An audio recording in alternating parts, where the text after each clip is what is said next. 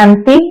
आज 13 जुलाई 2026 के बाबा के अनमोल मधुर महावाक्य सुनेंगे। आज की मुरली में बाबा कहते, बच्चे तुम बाप के पास क्यों आए हो? तुम आए हो अपने जीवन को हीरे समान बनाने। और कैसे बनेगी? तो बाप की याद से ही ऐसी जीवन बनेगी। दूसरा बाबा कहते हैं, हीरे समान जीवन बनाने के लिए मुसाफिर बाप जो दूर देश से आए हैं, उनकी श्रेष्ठ मत पर चलना पड़े। और बाबा की श्रेष्ठ मत क्या है? तो बाबा कहते हैं, बच्चे तुम्हें रहना है अपने गृहस्थ व्यवहार में, परंतु कैसे रहना है? नष्ट मोहा बन करके। बुद्धि योग एक बाप से लगाना है, इसीलिए कहा जाता है मन मना भाव। जब ऐसा हीरे जैसा जीवन बनता है तो उसको कहा जाता है रूहानी फूल। बाबा कहते, बाबा आए हैं फूलों का बगीचा बनाने, तुम्हें ऐसा रूहानी खुशबूदार फूल बनना है जो वर्षे के संपूर्ण अधिकारी बन जाए। तो सुनते हैं आज के बाबा के अनमोल मधुर महावाक्य। ओम शांति। मीठे बच्चे तुम बाप के पास आए हो अपनी जीवन हीरे समान बनाने। बाप की याद से ही ऐसी जीवन बनेगी। आज की मुरली से प्रश्न है, नई दुनिया में उच्च पद के लिए कौन सा एक मुख्य पुरुषार्थ करना है?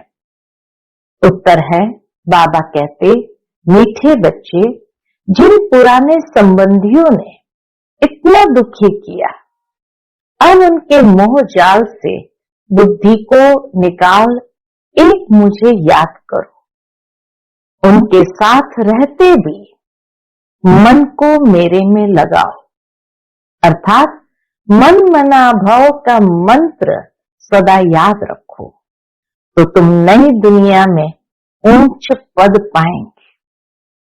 आज की मुरली से पहले गीत बजा है, तूने रात गवाई सोकर, दिवस गवाया खाकर। ओम शांति।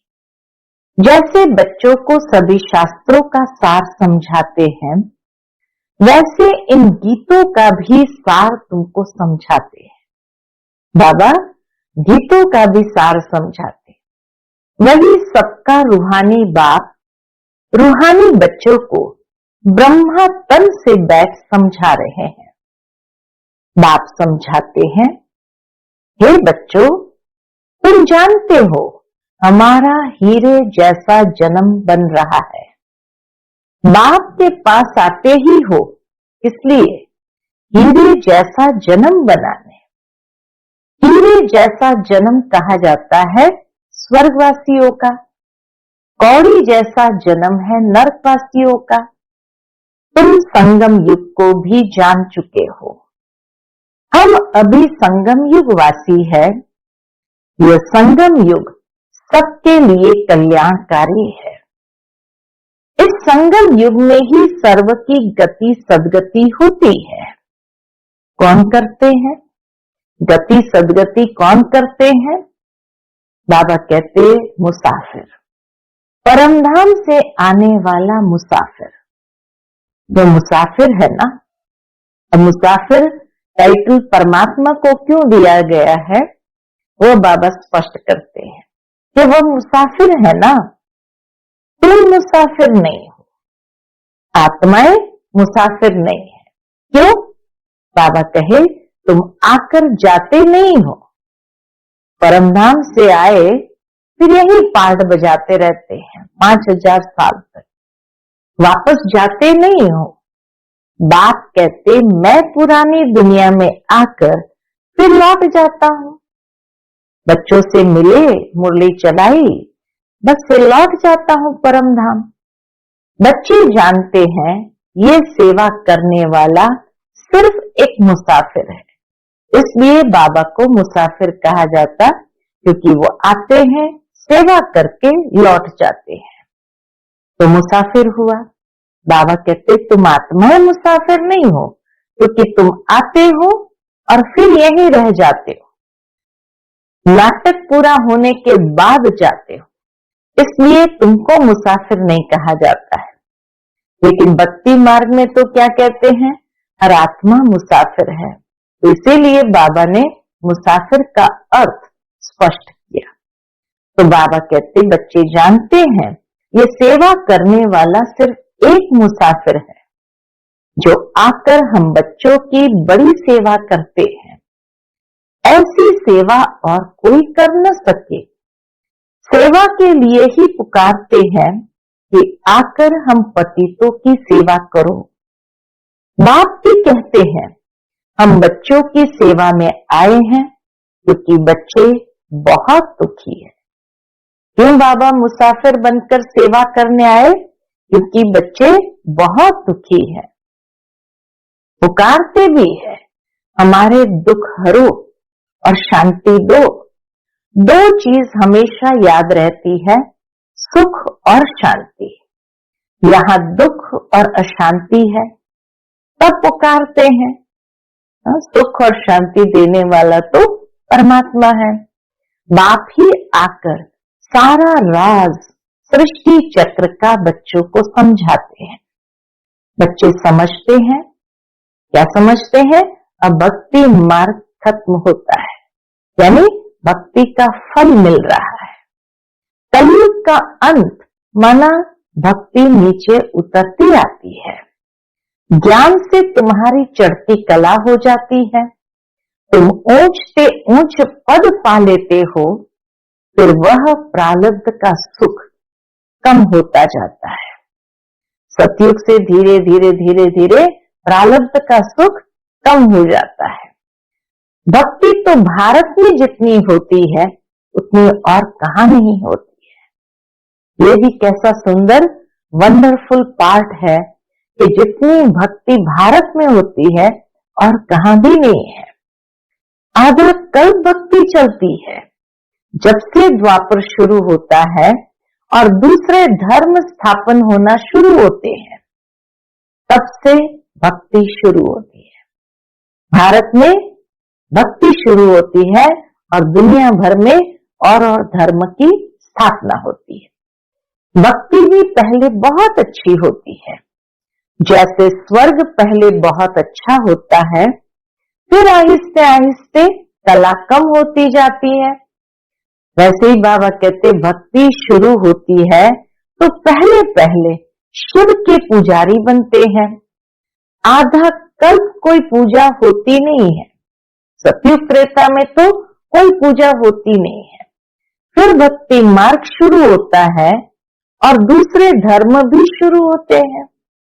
इतनी भक्ति और कोई कर नहीं सकते। पूरा आधा कल्प भक्ति चलती है। यह भी तुम बच्चे जानते हो कि बाप जो सबको, खास भारत को सदगति देते हैं, स्वर्ग का मालिक बनाते हैं, वही दूर देश का मुसाफिर आया हुआ है। इसलिए आया है हम बच्चों को फिर से स्वर्ग की बादशाही देने। बाबा कहते हैं वो दूर का मुसाफिर आते हैं। पहले कहा बहुत सेवा करते हैं, अब बाबा कहते क्यों आए हैं? स्वर्ग की बादशाही देने।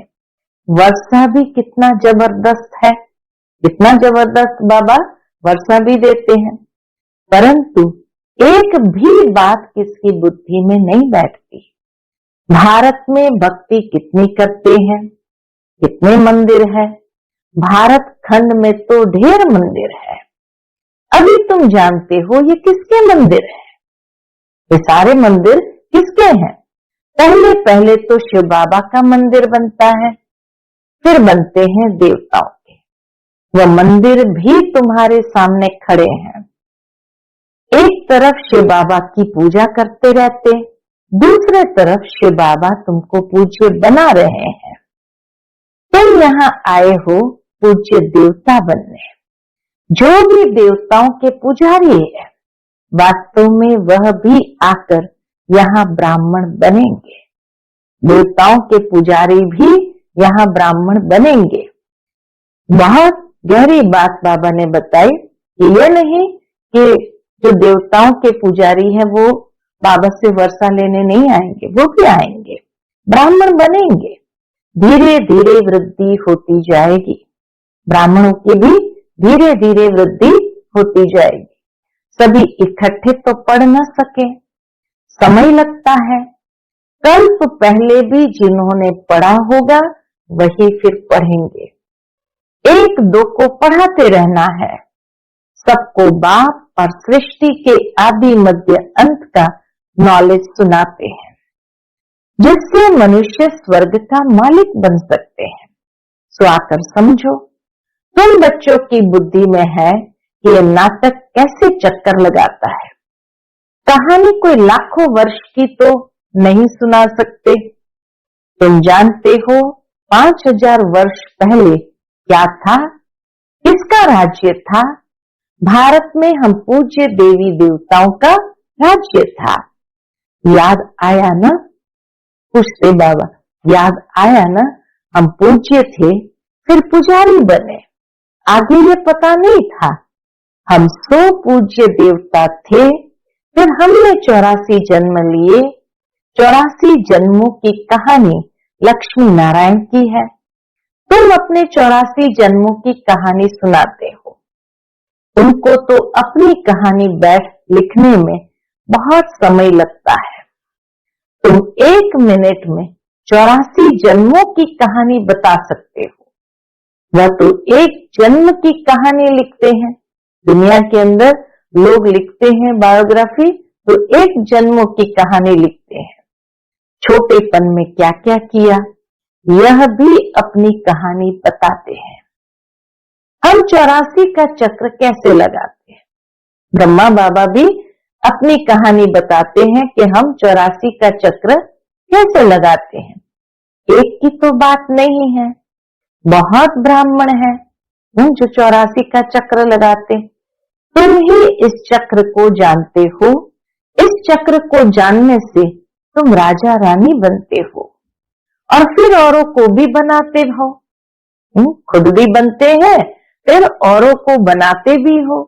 भक्ति भी भारतवासियों जैसी कोई नहीं करते। और जो भी मठ पंथ धर्म आदि है, वह हमारे भक्ति के समय स्थापन होते हैं। पहले पहले हमारा कितना छोटा फूलों का झाड़ था, रूहानी गार्डन था। तुम चैतन्य फूल थे।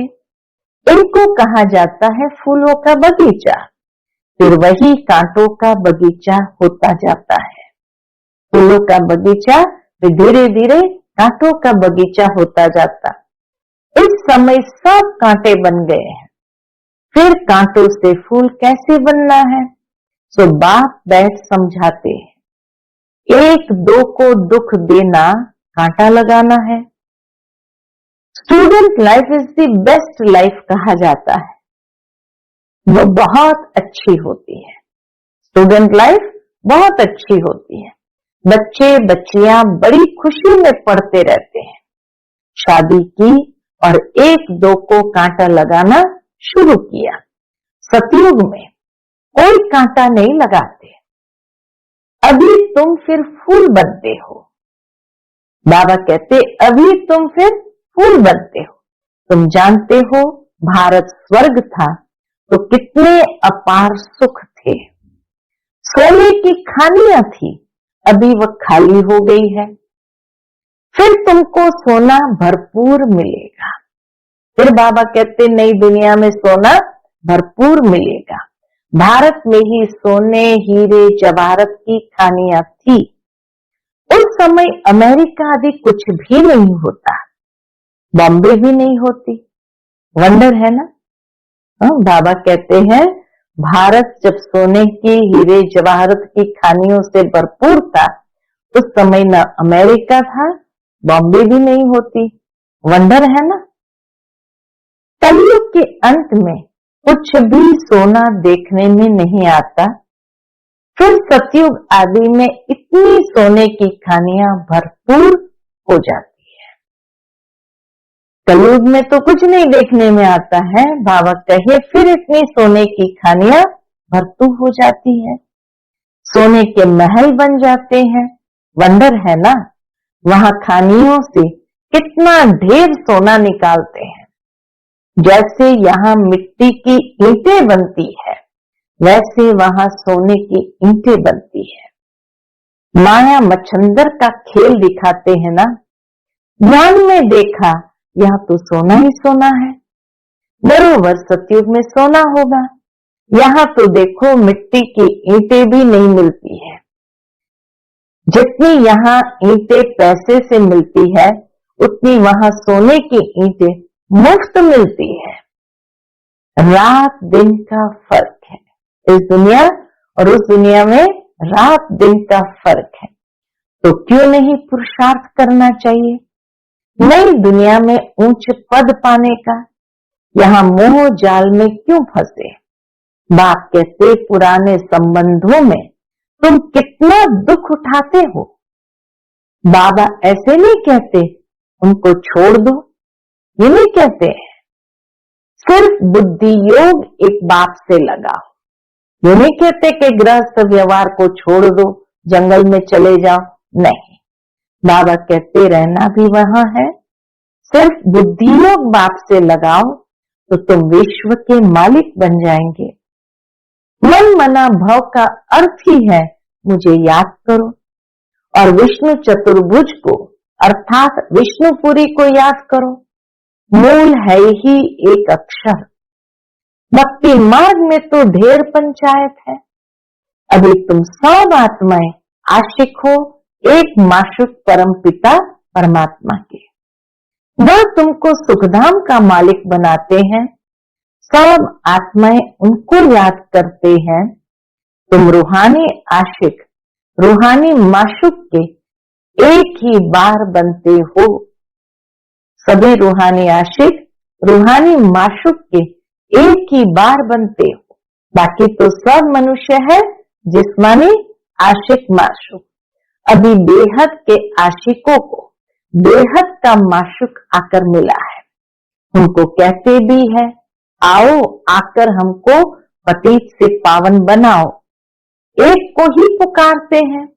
तुम जानते हो हमारी आत्मा पतित बनी है, इसलिए पुकारते हैं पतित पावन आओ। कुंभ का मेला लगता है, कितने जाकर गंगा स्नान करते हैं। कुंभ में कितने जाकर गंगा स्नान करते हैं, अब फायदा कुछ भी नहीं। पावन कोई भी बनता नहीं।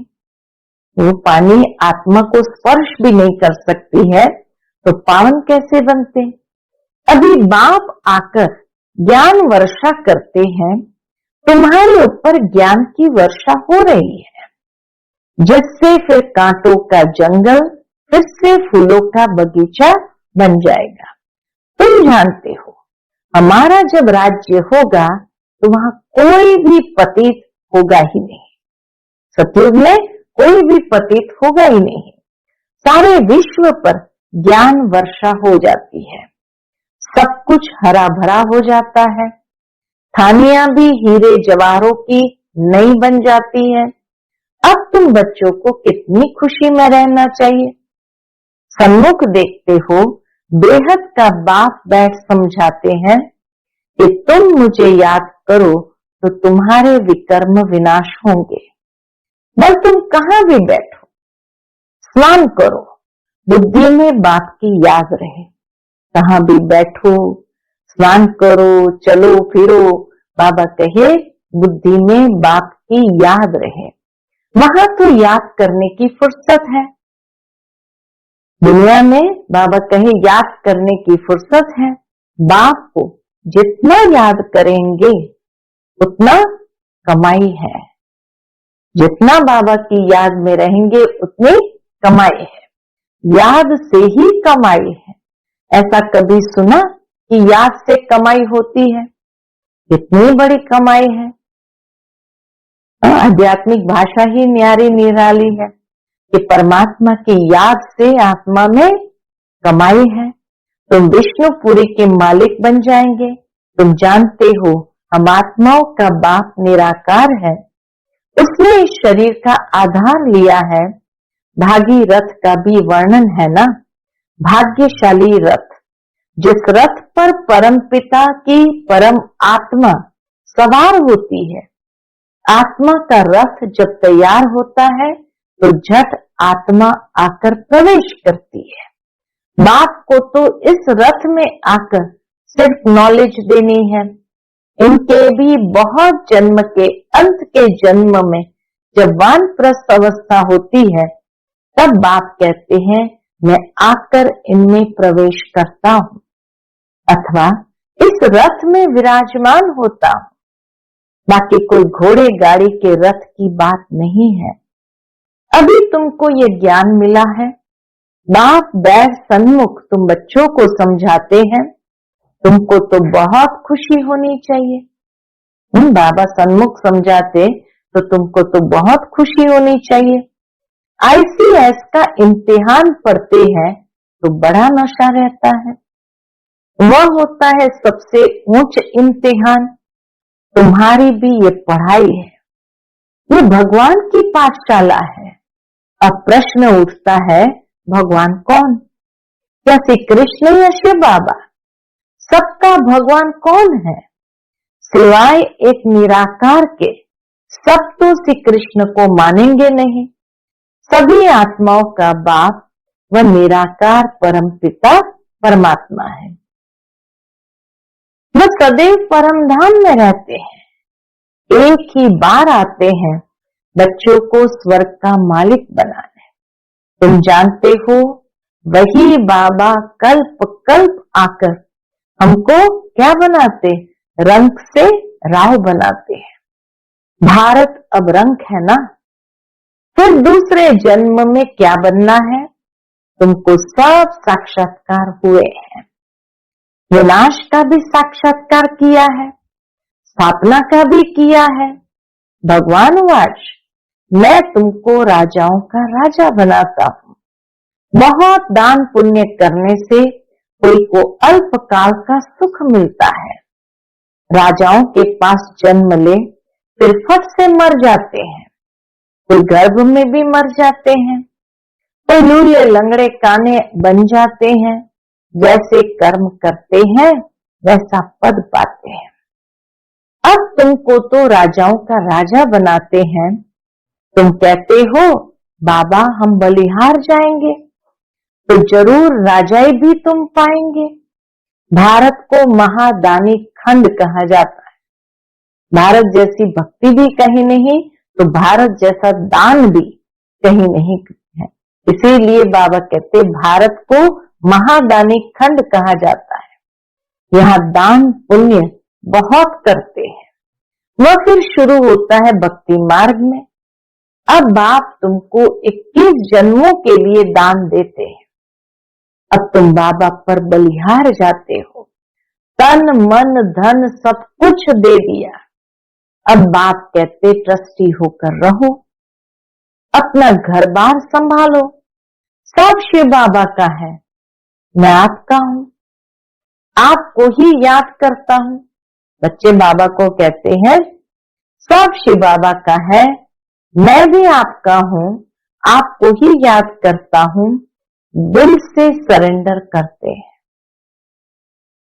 बाप कहते भल महल में रहो, घूमो फिरो मौज मनाओ, सिर्फ मुझे याद करो तो तुम बहुत खुशी में रहेंगे। तुम विश्व के मालिक थे, अब फिर तुम पुरुषार्थ कर वो बनते हो।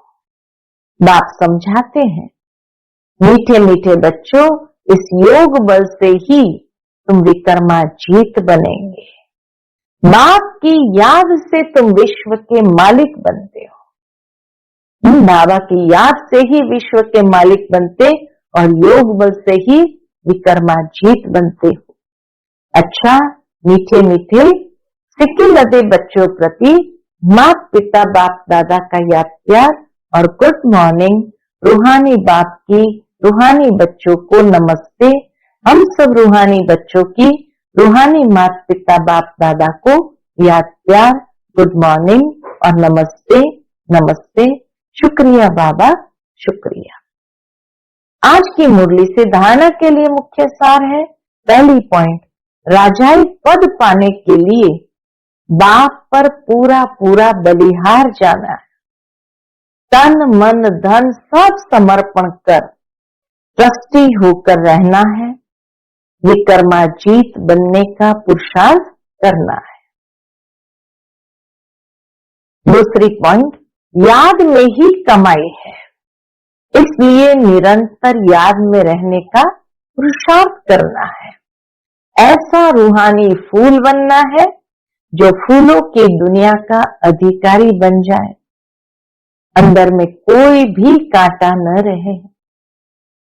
आज का बाप दादा का मधुर वरदान हम बच्चों के प्रति है, एक बाप में सारे संसार का अनुभव करने वाले बेहद के वैरागी भव। एक बाप में सारे संसार का अनुभव करने वाले बेहद के वैरागी भव। बेहद के वैरागी वही बन सकते जो बाप को ही अपना संसार समझते हैं। जिनका बाप ही संसार है, वो अपने संसार में ही रहेंगे, दूसरे में जाएंगे ही नहीं, तो किनारा स्वतः हो जाएगा। संसार में व्यक्ति और वैभव सब आ जाता है। बाप की संपत्ति सो अपनी संपत्ति, इस स्मृति में रहने से बेहद के वैरागी हो जाएंगे। कोई को देखते हुए भी नहीं देखेंगे, दिखाई नहीं देंगे। आज का स्लोगन है, पावरफुल स्थिति का अनुभव करने के लिए एकांत और रमणीकता का बैलेंस रखो। पावरफुल स्थिति का अनुभव करने के लिए एकांत और रमणीकता का बैलेंस रखो। आज का अव्यक्त इशारा है, ज्वाला स्वरूप स्थिति में रहे शक्तिशाली याद का अनुभव करो। उसके अंतर्गत बाबा कहते, जैसे किला बांधा जाता है, जिससे प्रजा किले के अंदर सेफ रहे। एक राजा के लिए कोठरी नहीं बनाते, किला बनाते हैं। आप सभी भी स्वयं के लिए, साथियों के लिए, अन्य आत्माओं के लिए ज्वाला रूप याद का किला बांधो। याद के शक्ति की ज्वाला हो तो हर आत्मा सेफ्टी का अनुभव करेगी। हर आत्मा सेफ्टी का अनुभव करेगी। अच्छा, ओ